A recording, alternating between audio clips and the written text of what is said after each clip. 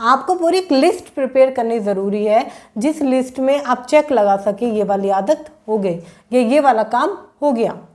आपके पास दिन शुरू करने से पहले भी एक चेकलिस्ट होनी चाहिए कि आज आप कौन कौन से काम करने वाले हैं। ऐसे कौन कौन से काम हैं जो आप करने वाले हैं लाइफ में, जिससे कि आपको पता रहे कि मैंने अब ये काम कर लिया है, अब ये बाकी है, अब ये वाला बाकी है। अगर आप चेकलिस्ट बना के काम नहीं करोगे ना, तो आप पूरे दिन में कुछ भी करते रहोगे। कभी कोई दोस्त आ गया, उसके साथ चले गए, मूवी देखने चले गए, स्क्रॉलिंग कर रहे हैं बैठे बैठे, गपशप कर रहे हैं किसी के साथ बैठ के, कुछ भी कर रहे हैं मगर इम्पोर्टेंट काम नहीं कर रहे हैं, क्योंकि पता ही नहीं है क्या करना है, लिस्ट ही नहीं बनाई है।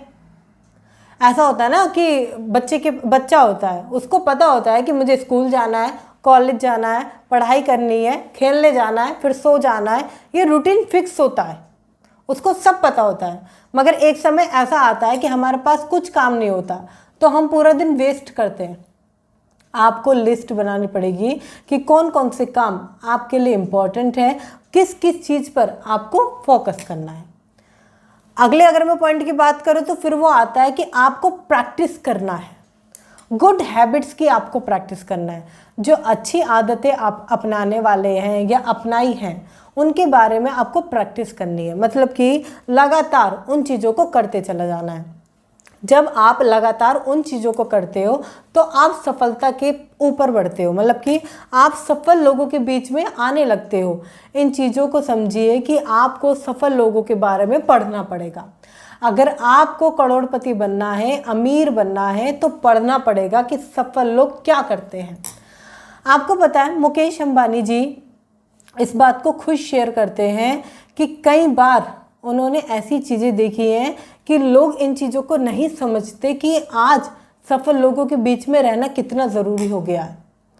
आपको पता है मुकेश अंबानी जी के जो फादर हैं, हाँ, वो जब पेट्रोल पंप पे जॉब करते थे, जब वो एक कैफ़े में जाते थे, वहाँ पर वो एक महंगे से महंगी कॉफ़ी पीते थे। उनके बाकी फ्रेंड चाय पीते थे जाकर, वो महंगे से महंगी वहाँ पर कॉफ़ी पीते थे। अब आप कहोगे क्यों? आपको पता है वो उस इन्वायरमेंट को फील करते थे, वो देखते थे कि वहाँ पर अच्छे से अच्छे लोग बैठे हैं, वो कैसे पैसे कमाने की बात कर रहे हैं, सक्सेसफुल होने की बात कर रहे हैं, करियर, विज़न, इन सब की बात कर रहे हैं।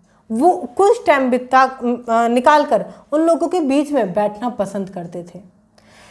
तभी तो वो यहाँ तक पहुँच पाए, और यहाँ तक पहुँचने के बाद उन्होंने बहुत बड़ा एक एम्पायर खड़ा कर दिया। फिर धीरे धीरे वो बड़ा होता गया, राइट।